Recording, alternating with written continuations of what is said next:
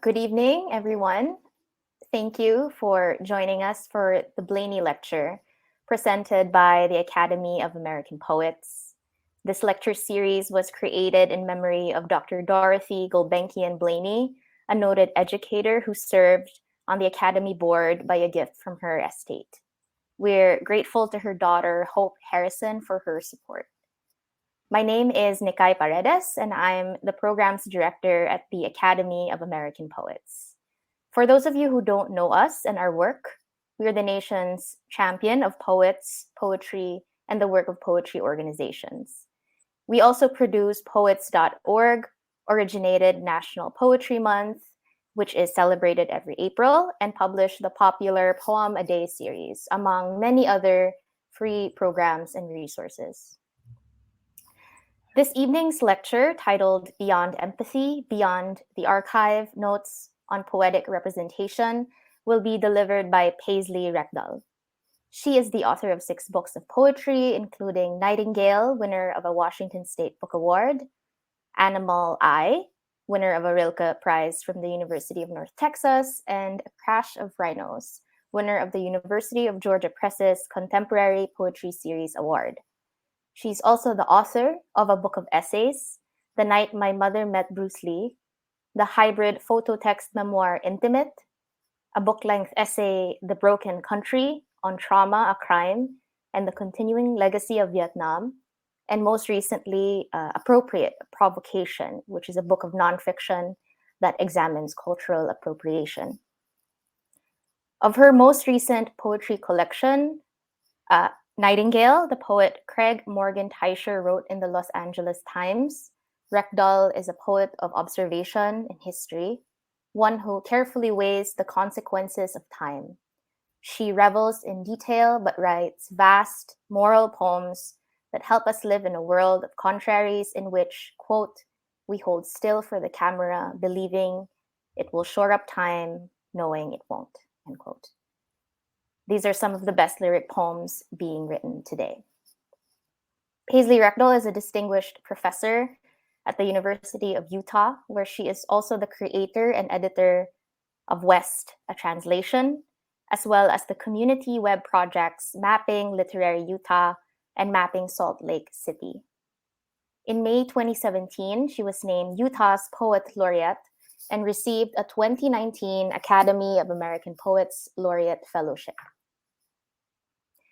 I'd like to remind everyone here joining us live that this lecture will be followed by a brief Q&A session. You can submit a question by clicking on the Ask a Question button at the bottom of your screen. If you don't have a question, we invite you to view other audience members' questions and vote for them. Voting for a question moves it higher up the list. We'd also like to give you, our audience members, the opportunity to enter a raffle for the chance to win a free copy of either Nightingale or Imaginary Vessels by Paisley. Raffle winner's choice. You can enter the raffle by clicking on the button below or the link in the chat and filling out the required information. Thank you so much to Copper Canyon Press for providing these copies. Finally, the chat will be open throughout the evening's program. And I thank everyone joining us here for respecting your fellow audience members in the chat and our lecturer. And now, please welcome Paisley Rekdal. Thank you so much. Thank you all. Thanks to the Academy for having me, which is probably the first and last time I'll ever be able to say that sentence. Thanks to you all for coming or just staying home to watch. I'll be speaking tonight about poetry, the poetry of war, why we write poems about war, and the representational problems that attend war poems. And I'll also be speaking about a number of younger or maybe less well-known Asian American poets via possibly more well-known poet Wilfred Owen. So while I won't be reading his famous poem, Strange Meeting, in full, we'll be putting it into the chat so you can refer to it. And of course, I'll have the inevitable PowerPoint images with specific quotes to help you all follow along. One other note, a couple of the poems that I'm going to be reading from are actually quite hard to read from, so we'll just be showing the images from them. Last November, like many Americans, I sat before a screen watching Kabul and the Afghan military fall to the Taliban. The swiftness of Kabul's fall was nothing U.S. intelligence services had predicted, but it was everything we'd feared from years of watching wars broadcast on our phones, reimagined in our films, and remembered by our veterans, something my father reminded me of when I called to check in on his health. It's Saigon again all over, he told me, furious, as Fox News droned in the background. His comparison didn't surprise me because both he and my uncle had taken part in the Vietnam War, and my father in particular had been enraged by our country's later treatment of Vietnamese refugees. My uncle, who is Chinese American, was conscripted into the Marines where he fought in the North.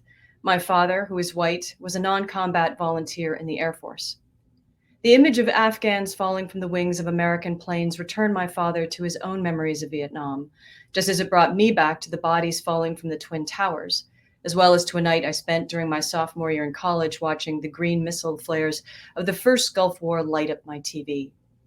That attack I witnessed was one my cousin was in part responsible for, as he was stationed on the very warship launching the missiles on Baghdad. This same cousin was also the first Chinese American to graduate in the top 10 of his class at the Naval Academy. I remember how, when he stood on the graduation stage to my mixed race family's cheers, a white man behind me turned to his wife and said, "Look at that Oriental parading on stage."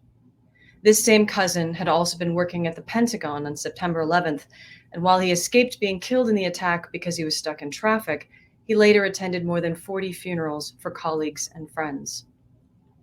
All of this I experienced as a flood of memory while watching the news of Kabul scroll across my screen. I understood, of course, that these memories were mine, a way of rewriting and misperceiving the fall of Kabul. And yet I saw, too, that these memories and my family bore some responsibility to it. Though I personally suffer no consequence from our American wars, I do not stand outside them either. No one in America does. These wars, with their intertwining histories, are woven into the family members of millions of Americans. We can feel this, but how do we represent it? It's become a truism, one, I believe, taken to be too true to be actually true, that certain events stand outside language, apart from our ability to articulate them. Some of these events we label traumatic, as that very inability to narrate these events keeps them from being assimilated into memory and self. What I saw that day on my screen was not a traumatic event for me, even as I recognized the events as having traumatic consequences for others.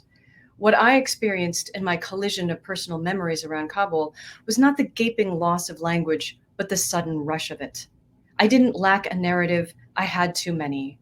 I realized, caught in a nexus of histories that called to and spoke against each other.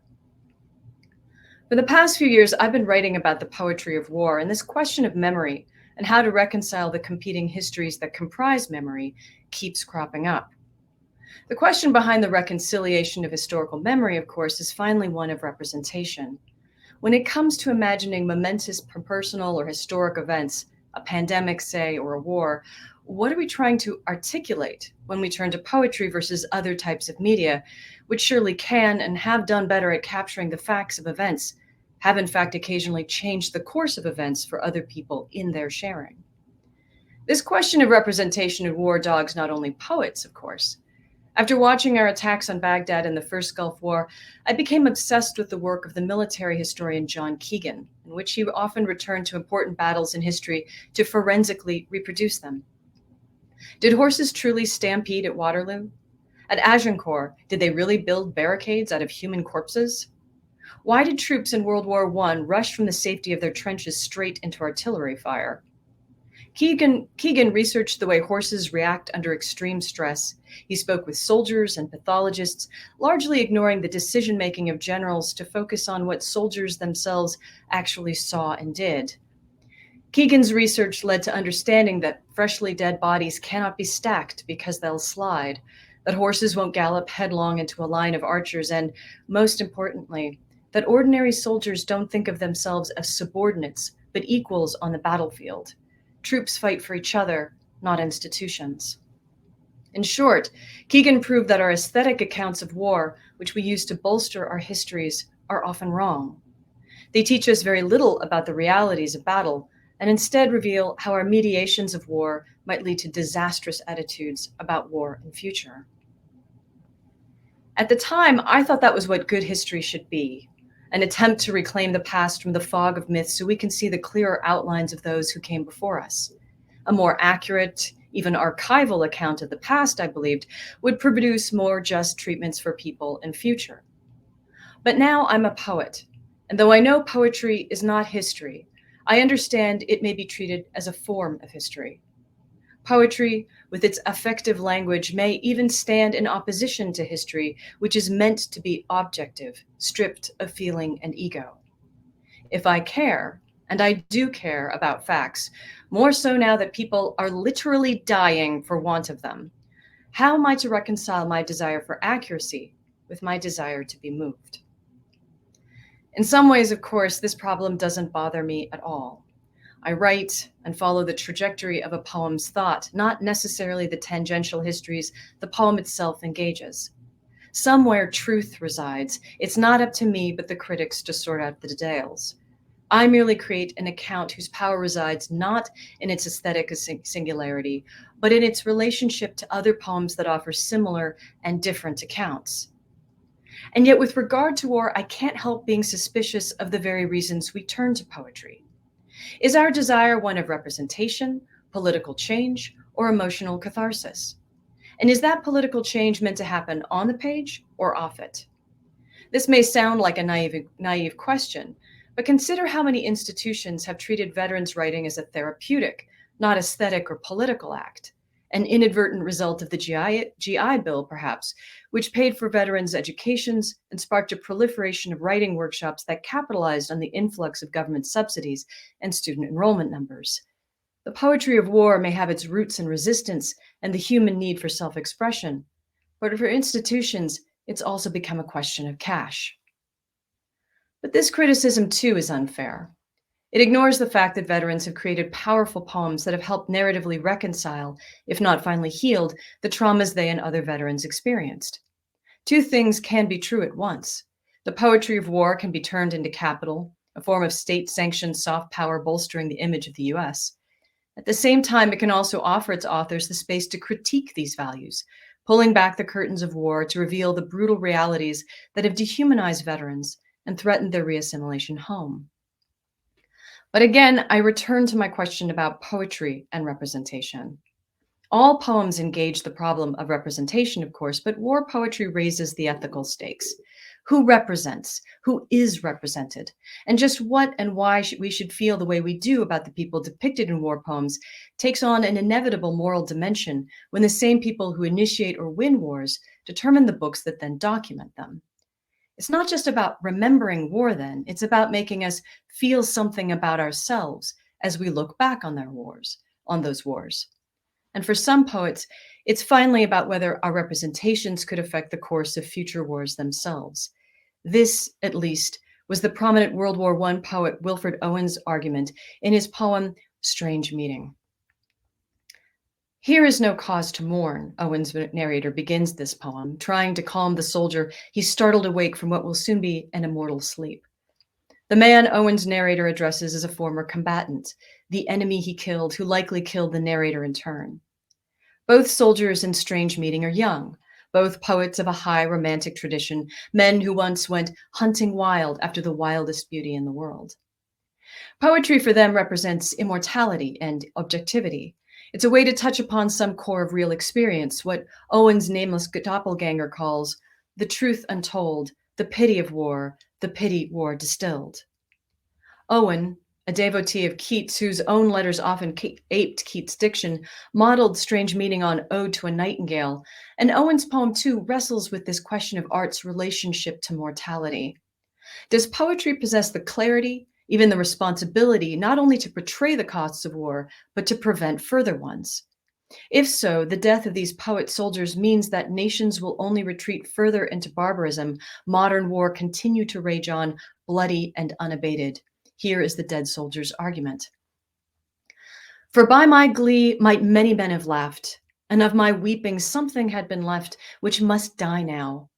I mean the truth untold, the pity of war, the pity war distilled. Now men will go content with what we spoiled, or discontent, boil bloody and be spilled. They will be swift with swiftness of the tigress. None will break ranks, though nations trek from progress. Clearly, Owen saw poetry's powers extending far beyond the descriptive. And yet, if poetry can both encompass and stop the bloody truth of war, here's a poem Owen offered us, one purportedly spoken by men killed in the very conflicts they would have cast into art. Owen's argument is one of empathy. Through our pity for soldiers, audiences will be moved to reject future wars. So why hasn't it changed anything? The answer is, obviously, it can't. And maybe, frankly, it shouldn't. If a single poem could stop a war, a single poem could start one. Poems aren't agents of human change so much as articulations of how humans might change. Owen's poem seems both aware of this fact and still stubbornly committed to its argument. Strange Meeting is an elegy not only for these dead young men, then, but for a fantasy of art that claims to hold poetry central to our understanding of political reality, which is perhaps another reason the poem's narrator breaks off mid-thought on an ellipsis that fractures the final heroic couplet. Let us sleep now, the soldier says, and the poem trails off, ending rather than reaching formal or emotional resolution. Did Owen really believe poetry could stop war? And if so, why should poetry, before all other forms of media, especially photography and film, which were prevalent in his day, have the capacity to achieve this? Owen provides no answer for this in Strange Meeting, but I'm struck by the lines the dead soldier utters about poetry he imagines he could have written. I would have poured my spirit without stint, but not through wounds, not on the cess of war. Foreheads of men have bled where no wounds were. The dead soldier references what we'd call PTSD here. But these lines also suggest that the poet has the capacity to wash away any figurative stain of war from the sweet wells, he writes, of imagination. That imagination itself lies too deep, as he writes earlier, to be contaminated by violence. It's creativity, not the experience of combat, that allows the poet to pour out his spirit without stint. The poem then presents us with a paradox. Poetry can tell the truth about war, but it won't do so through the real damage war inflicts. But if poems are able to curtail our tendencies toward violence, how so if not through the depiction of what soldiers and civilians suffer? If Strange Meeting is a study in empathy as well as an anti-war critique, wouldn't that critique be found most powerfully in the wounded body that suffers? Or does identifying with the wounded subject only make the representational poem focus more on soldiers' pain, turning anti-war critiques into spectacle that, for authenticity's sake, must center male veterans' experiences in the most gruesome ways?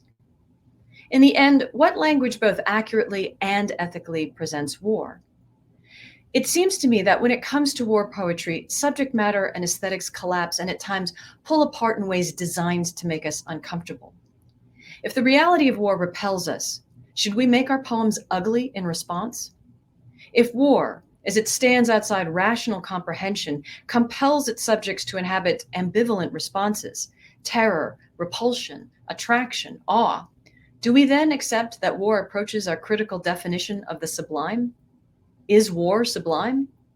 And if we empathize with the suffering subjects in a war poem, does that mean we've seen or just codified their pain? And really, what's wrong with being moved? If empathy risks spectating on or appropriating someone else's life, empathy also allows me to see how the meaning of someone else's experience might relate to me personally and thus change my mind. Feeling helps me knit together past events and the cultural conditions of my current moment. As a reader, I bridge past and present, self and other. Readers are the ones who finally activate the poem's meaning. The complexity of the question Strange Meeting raises about war poems has led some critics to focus on the question of accuracy.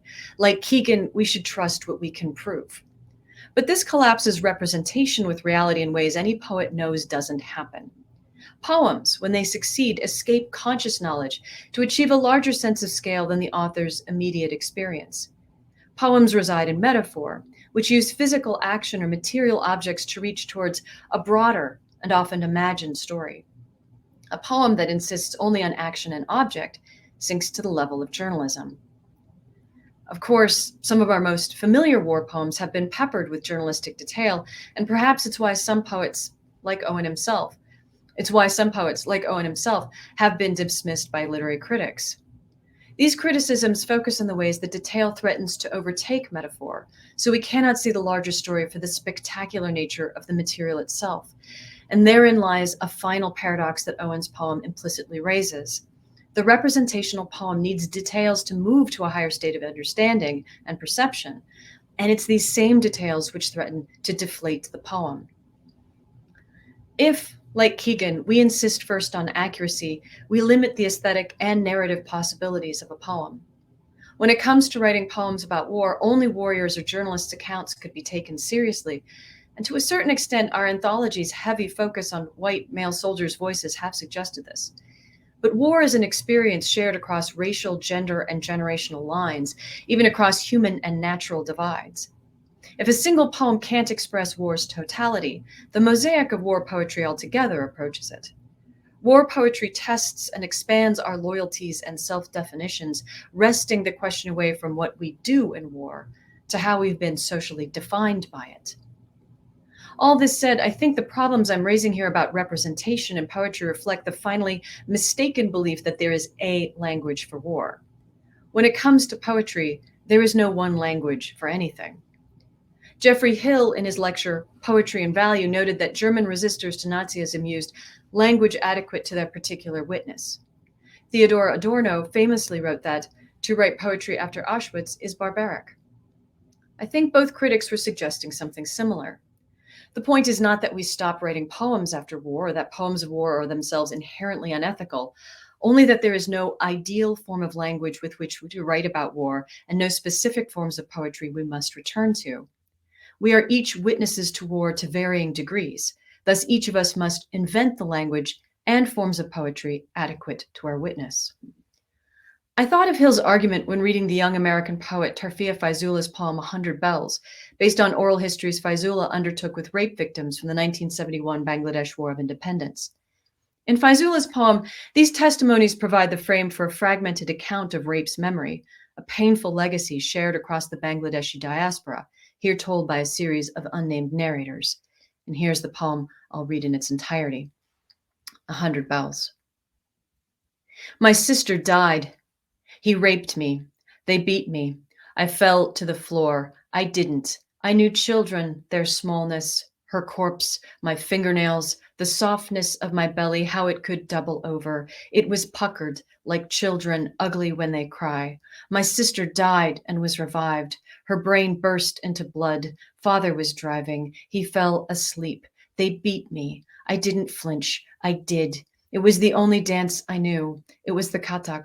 My ankles sang with 100 bells. The stranger raped me on the fitted sheet. I didn't scream. I did not know better. I knew better. I did not live. My father said, I will go to jail tonight because I will kill you. I said, she died. It was the katakali. Only men were allowed to dance it. I threw a chair at my mother. I ran from her. The kitchen. The fly swatter was a whip. The fly swatter was a fly swatter. I was thrown into a fire ant bed. I wanted to be a man. It was summer in Texas and dry. I burned. It was a snake dance. He said, now I've seen a Muslim girl naked. I held him to my chest. I held her because I didn't know it would be the last time. I threw no punches. I threw a glass box into a wall. Somebody is always singing. Songs were not allowed. Mother said, dance and the bells will sing with you. I slithered. Glass beneath my feet. I locked the door. I did not die. I shaved my head until the horns I knew were there were visible, until the doorknob went silent. Throughout 100 Bells, time, story, and voice are constantly disrupted. One woman's testimony splices another just as Bangladesh's post-war past erupts into present-day Texas. Sentences are not linked according to narrator, but by their relationship to traumatic memory itself. An image of dancing recalls a rape or a girl falling to the floor, while a woman's post-pregnancy belly recalls the ugly face of a crying child. Fragments paratactically call and respond as the poem unfolds, so that one image of singing in the poem will later be answered by the image of doorknobs falling silent. Faizoula's biography suggests that the mention of West Texas may refer to Faizoula's own childhood. Thus, some part of her story may be here interwoven with the unnamed rape survivor's testimony, complicating the poem's sense of place and its number of narrators. For some readers, it may raise the question of whether Faizoula herself is trying to equate her experiences with those of others, and if so, whether elevating her own position as spectator to the level of victim is ethically earned. But perhaps, having heard these stories, the poet finally can't absent herself from the testimony she transmits. She, too, becomes one of the bells ringing and falling silent in the poem. And I thought of Hill again when reading Diana Coyne Nguyen's collection Ghost of, which includes 10 visual poems titled either Triptych or Gyoraku that combine family photos with poetic text Nguyen has inserted in place of her brother's image, snipped out from the photos by her brother during a period of depression. Nguyen's brother, Oliver, who suffered from mental illness, committed suicide and has, in Ghost of, become one of the most obvious ghosts haunting Nguyen's family. Nguyen's written text attempts to locate a reason for the brother's suicide, which the photos cannot do on their own. As the photo was taken at a single moment in time, it acts as evidence only of what was once materially present. And yet photos mean something to us because we know the stories behind them. Looking at our own family photos, we know whether the subjects are now dead or alive, once happy or in pain. Photos are always a hash of textual and visual evidence, our ephemeral thoughts attached to physical images. Nguyen's collage poems reproduce this combination of material reality and personal memory, while also visually representing the way wartime wounds themselves function, which elude or evade easy categories of past or present when memory resurfaces. The world is, as Nguyen writes, subject to assembly, a stream of incoherent noise that finds its mirror in Nguyen's run-on sentences which, because they are visually cut off at random points, make it difficult to determine where the reader starts or finishes a thought. For me, Nguyen's poetry implicitly addresses that question dogging Owen's work. Why turn to poetry when we have other media? The answer is that poetry offers its audience a different experience of time. If pain is momentary and subjective, Nguyen's poems take the intimacy of suffering and give it a historical reference through the photo. But this photographic reference is then challenged by the time signature the written poem produces, which moves further back than the brother's story to the parents' wartime and refugee memories. Textual time extends visual time, the collage poems attaching Oliver's suicide to the Vietnam War, which finally frames the family. As Nguyen writes in The Exodus, even if you bypassed a war wouldn't bypass you. Questions of visuality and chronology also shape the avant-garde work of Myung-Mi Kim, in particular her Accumulation of Land, a poem which demonstrates through its accretion of fragmented phrases arranged in columns war's dehumanizing effects on families. This is the poem in full.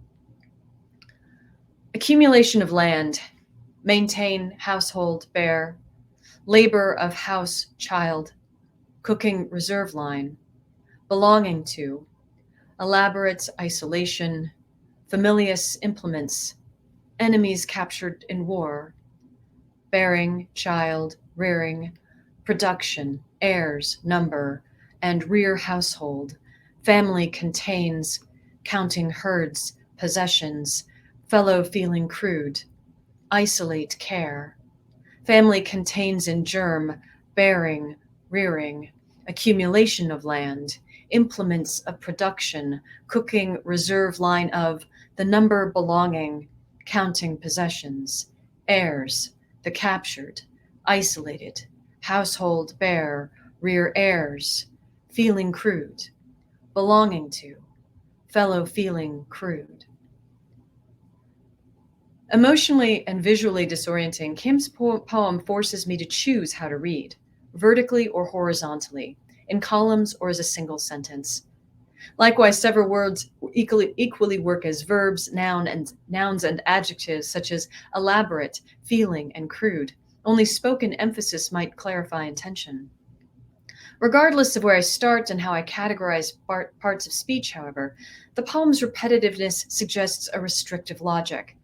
Each word or phrase in the poem appears at least twice except maintain, germ, enemies, and war, though the sense of these echoes throughout, as children and women are transfigured into captives, domestic products bound by legal, not emotional ties. It's a bleak view of family life, to say the least, and Kim's use of predominantly Latinate words to describe domesticity, cooking, for instance, becomes something done on a reserve line, highlights the contractual nature of families, while also making English newly strange to a reader who may or may not herself be a native speaker. Perhaps it's debatable that I characterize Accumulation of Land as a war poem, and my decision to do this is partly based on Kim's biography.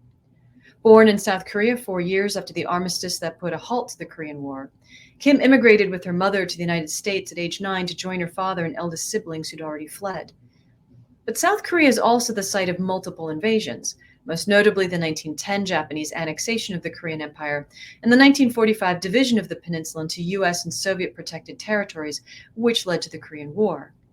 Kim's Accumulation of Land does not explicitly reference either the Korean War or Japanese occupation. Enemies captured in war is nationally nonspecific and outside any clearly delineated sense of time. Because of this, the poem speaks to transhistorical, transcultural patterns of war and colonialism. Phrases such as isolated, counting herds, possessions, and even accumulation of land could equally refer to the work of occupying a nation or to the running of a household. In that, the domestic both reflects and perhaps is shaped by the occupying force's practice of taking hostages and property. As with Nguyen's poems, war and family life are inseparable. The poems of Faizoula, Kim, and Nguyen are not the kinds of poems we've conventionally imagined as war poems, but I'd argue they are each an extension of Strange Meeting's paradoxes, as each poem challenges the ways we've formally represented war as forms of protest. They are also, notably, written by female descendants and refugees of war. It is not just their formal innovations, then, but their perspectives that make a profound difference to the tradition. Like Owen, the poets I've been talking about have also been shaped by changing technologies, not just photography and film, but the internet and social media. I can't prove that Faizoula and Kim are formally responding to the internet's influence on our syntax and reading, of course, but I can't help but feel the jittery, abrupt connections in their work that playing on the internet tends to produce. The poems rely heavily on association and readerly self-selection, creating strange hyperlinks of meaning between scattered images. Whether it's through fragment or visuality, then, these poems engage the limitations of both poetry and other media, showing the intertextual play that can occur between different representational styles. But it strikes me, too, that these poems aren't expressing the direct but the inherited experience of violence, which is why these representations focus more on patterns and mediation. In effect, they aren't telling us what it's like to experience war, but how we continue to encounter it. Since the time signature within which they write is naturally different from that of the soldiers, these descendants inevitably expand the war poem's aesthetic possibilities, since their language must take into consideration this difference of position and chronology. I think the increased recognition of such voices in our war poetry tradition offers a final benefit too, which is that it may broaden the aesthetic innovations available to all writers of war. For if we expect only soldiers to report back on their direct and personal experiences of combat, we limit what we're willing to hear from and about them as well. But what most forcefully strikes me about these poems I've chosen is how they each flirt with and finally refuse our identification with any one subject, war, or event. These are poems that resist spectating on the wounding of a single body in favor of seeing how that body is shaped by evolving crises. In that, these poems are finally not about inhabiting those unlike us, nor are they attempts to archive historical information. They are, finally, about experiencing war's time itself, its great and constant unfolding, in which we are both witnesses to and participants in its evolution. What is the reader's role when confronted by such work? I believe it is to pick up the fragments these authors have given us and, along with the authors, to participate in the narrative reconstruction of their testimonies.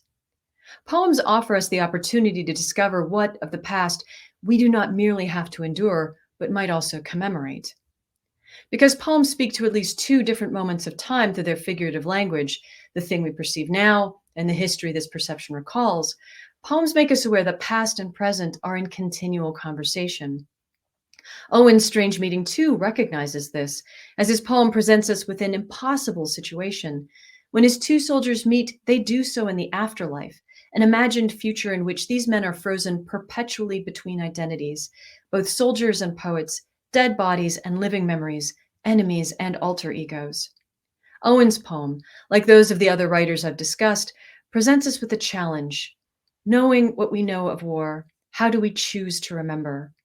In that, war poems also offer us the opportunity to determine what continuing definitions of humanity we choose ultimately to bind us.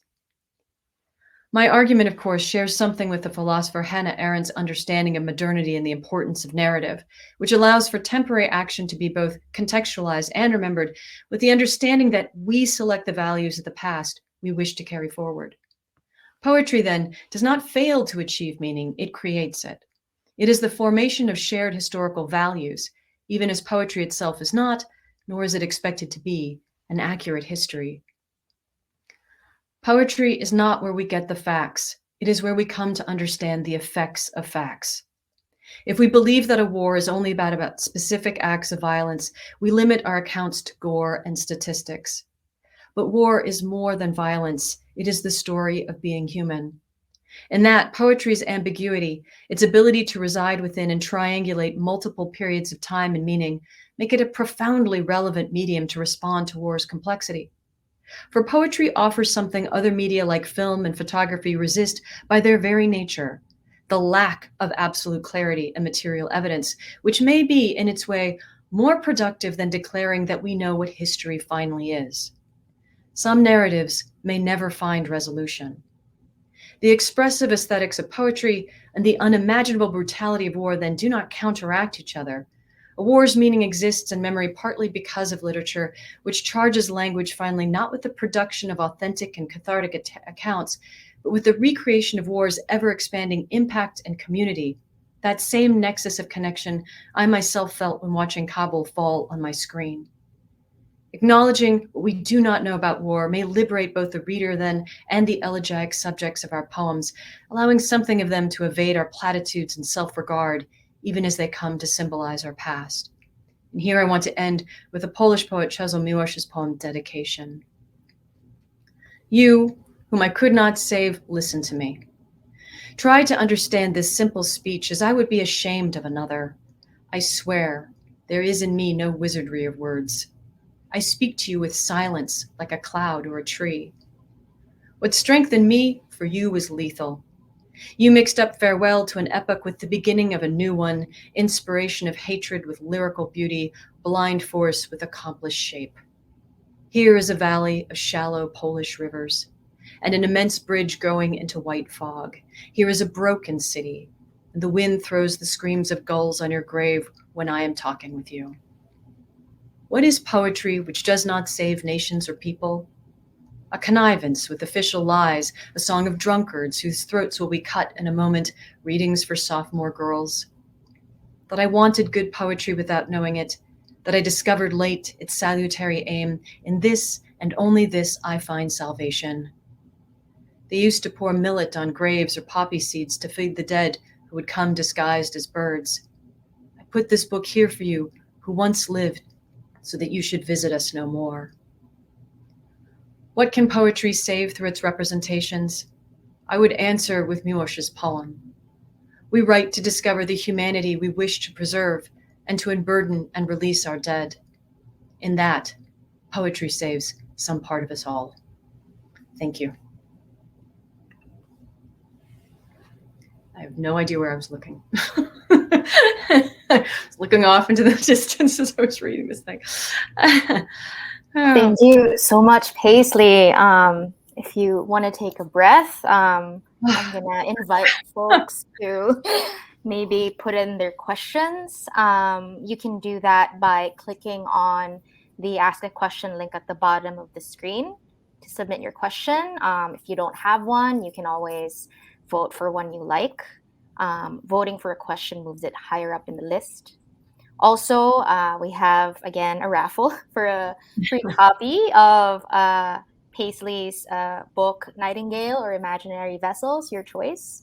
We're going to drop a link in the chat so that you can enter. You just have to fill out a simple form, or you can also click on the call to action button at the bottom. So, gosh, we have a lot of questions here now, but I want to start with I was afraid of that. Okay, Victoria Chang.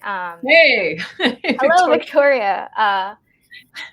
She always does. Victoria's Yeah, go on. Sorry. for sure. Victoria's asking, is it a coincidence that the poems you've selected all include the first person narrative or individual and or family history slash or experience? That's a great question. To a certain extent, it isn't, because I was thinking that most soldiers, most veterans poetry tends to be in the first person. And so I wanted to think about what happens with descendants and immigrants and refugee poems that also think in the first person, in the ways that they handle that first person narrative position. But I also wanted to think about that question of family relationships too. And a lot of the descendants of war are obviously thinking about war and time is a continually spiraling process. That war doesn't technically really never ends for them in their memories. And so this is a theme that comes up over and over and over again. And so to a certain extent, it's, these are some of the most accessible and quickly comprehensible poems for a lecture to talk about exactly that thing. But I think that they also speak to a real pattern that you see in new war poetry written by people who are not the most immediate witnesses to war. Thank you. And thank you again, Victoria, for that question. I'm just going to go down this list here, Paisley. Is a question from Sarah M. What voices, perspectives, or experiences do you think are still underrepresented in war poetry? Women soldiers, and without a doubt, women soldiers. I wrote an essay on women soldiers writing, and there's a reason for this. Part of it is just a numbers game. Not every nation deploys women as warriors. Not every warrior decides to write, and not every warrior that writes decides to write poetry. So we've got very, very small numbers of people, but also the ways in which women have been kind of encouraged to write about war has always been about sort of framing male soldiers' experiences. You see this in the war poetry written by nurses, in particular, and mothers, and sort of sisters. That the idea is that we stand on the sidelines and we're terrified about what happens to the men, which is a completely understandable position. But there's also been there's so many different cultures that have deployed women as soldiers, and there's been a heavy pressure on those women not to report, not to write about their experiences. I wrote about the Russian poet, the Soviet poet Yulia Drunina, and the ways in which she tried to reframe her femininity against male soldiers' bodies. Because the real question around women soldiers is: are they men? Are they lesbians? Why are they here? But like Vietnam, for instance, had over 250,000 women in combat. There are very few poems written by these women that we can find. And now we have more and more women in service here. So, I very eagerly look forward to more anthologies, more books written by women poets who are soldiers. So Khadija Queen is, a name, obviously, that I think a lot of people know. And she's written about some of her experiences too, but she's very, few and far between. Thank you for that answer to this great question. Shall we do another one? We're kind of like powering through here. Yes. Okay. So this is a question from SLP. Owen's poems make the most sense when you read the entire body of work and see how his attitude changes towards his attitude toward war changes. Sorry. What does that mean about bodies of work? How do you examine a poem by itself when it makes more sense in a bigger context? Well, Owen was pretty consistent about his ideas about war, in the sense that he thoroughly rejected the ways that people like Tennyson were writing about war, which is, this is a glorious thing, that this is exactly what we were meant to do. This is, he saw immediately that war was absolutely, mechanized and horrific and had terrible, terrible consequences for the men who were serving in there. And so I think his greatest changes, and he also died really young. I mean, I think he died at age 25. So to a certain extent, I accept the question about like, how much can we really judge from Owen simply because we don't know what he would have thought later on. But I do think that the consistency with which he depicted war as gruesome and brutal and a complete waste of life, we can at least say that. I'm trying to think of anything else to say around this question, but I think the real question where he changed is sort of like how he imagined his position as a writer of war. And I think that, it did sort of shift a little bit in terms of, do I have the ability to capture this in language? Do I have the ability to influence anyone's opinion? And before, I think they were more just purely descriptive. But by the end, Strange Meeting is one of the later poems, but he died right before the armistice. This is taking on a larger dimension, a lot more philosophical dimension. Thank you. We have a question here, Paisley, that asks about your work. It's from Lisa C. Lisa asks, what are some of the ways in which your thinking on the representation of war has emerged in your own poetry? Yeah, I've been thinking about that for a while, actually, because in my own thinking about war, my own poetry, now that I think, and now I'm tripped up because I was like, I've been thinking about it a lot. And then I was like, have I written a lot of poems about it? Not really. I've written 2 poems that really specifically address it. One is a series of sonnets called Devotional. I think, God, I can't even remember my own poems. It's in Imaginary Vessels. So, if you want to actually, both my war poems are in there. One is about a sculpture I saw at the Vietnam Military History Museum in Hanoi, where it was basically bits and pieces of planes from the French and American wars that were laddered together. And so you would see just this grotesque display of military vehicles that had basically died. People had died in these. And the other one was the skull sonnets, where you look at skulls, and then you have a series of sonnets thinking about the ways in which we represent violence. And in there, I consider and I think about the nature of war as well. So, to me, it's always been a question of like, what do we think we're doing when we go to poetry to describe something that is in some ways the exact opposite of the values and the life we want to choose and live? What does poetry do there? And as a poet, what am I promoting maybe by accident? So those are the 2 poems, and in that book, that's all I got.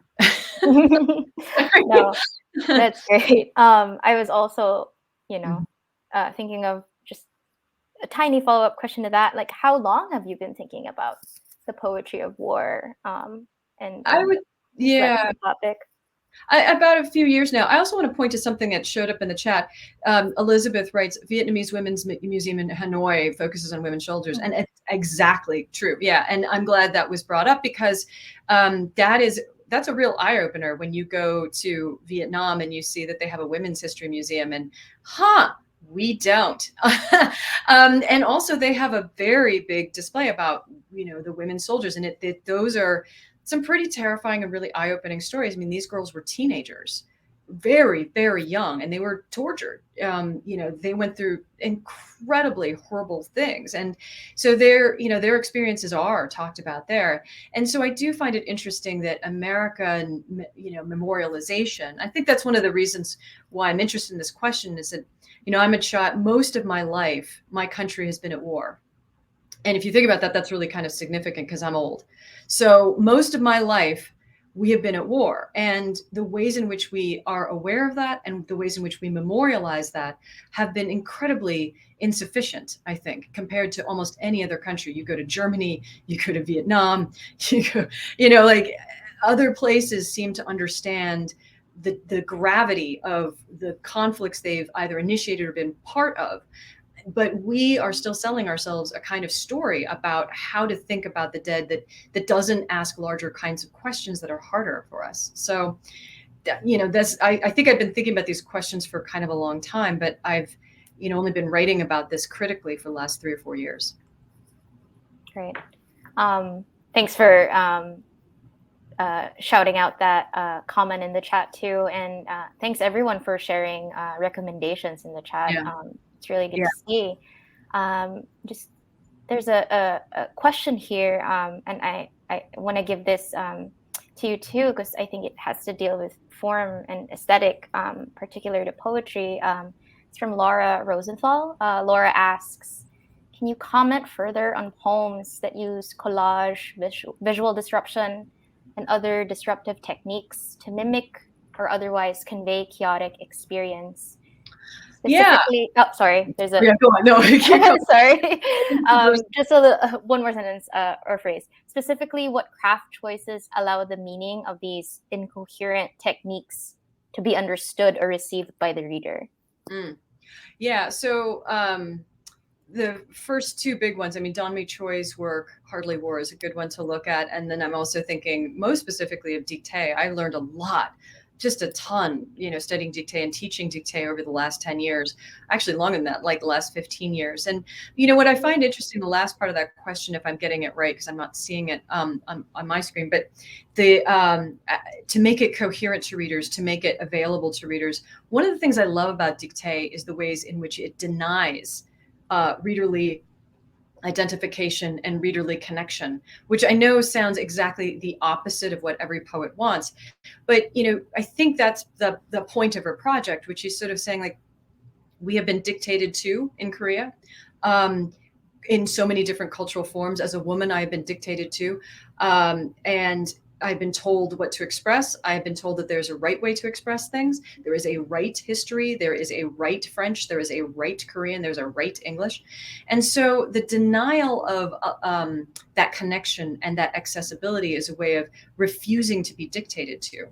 And so I think that becomes, it's sort of the incoherence of the text that actually becomes the most instructive part of it.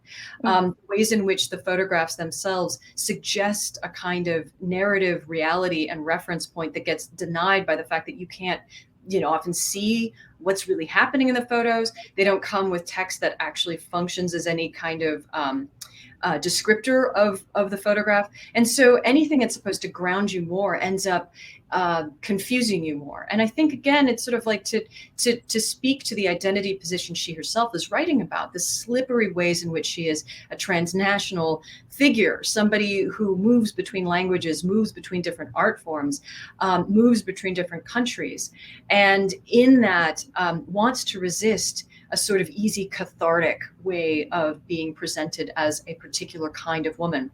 And I think, when I teach this text, I always start with asking my students, what do you think the memoir of an immigrant woman of color should do? And it's interesting how quickly they just scroll out all of the genre constraints. And it always ends up with, and then at the end, she's happy to be American. And I'm like, right. And notice how she refuses all of that. That was my own treatise on dictée there.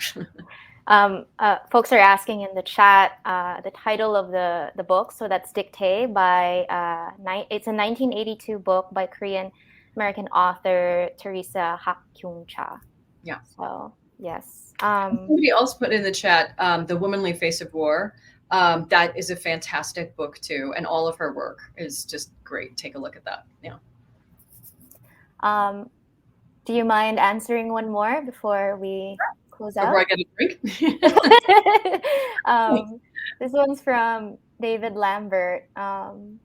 Granting that the purpose of a war poem is not to recite facts, but to offer a broader perspective or truth, how do we enable that truth to be heard in a time when many are intentionally misstating facts to create their own, or I guess other truths? That's a great question. And the honest answer I have is I don't know. It's simply the sharing of poetry that becomes a way of getting more people to spend time with poetry, to, I also think that one of the problems with the poetry of anything is that we tend to segregate the study of poetry into certain specific fields, certain specific classrooms, and certain occasions. And that's very different in other countries where I think they have this idea that you can share poems for a variety of reasons and in a variety of contexts. And I think if we start getting used to sharing poems outside of just, this is a literature class, or this is one day of remembrance, or this is the one day of, whatever it is, we might be able to start to hear these voices more and actually start to, absorb what it is they're saying, the many histories that combine to create our history. Thank you, Paisley. And again, for your brilliant lecture. You've left us a lot to continue thinking about, especially in the times that we're in right now.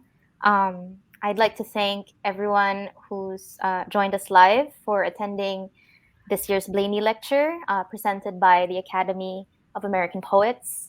Our publications and programs, including our live events, are made possible in part thanks to the support of you and our members, many of whom have joined us tonight.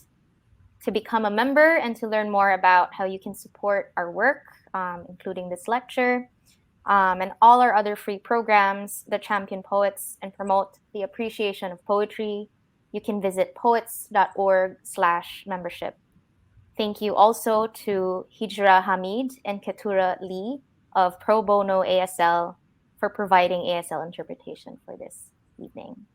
So thank you again, Paisley. Thank you so much. This was a real honor and a real treat. And I have to admit, this was utterly terrifying. I'm glad I could be a single person out there. So thank you so much. Thank you. And thank you again, everyone. Goodbye, good night, and please take care.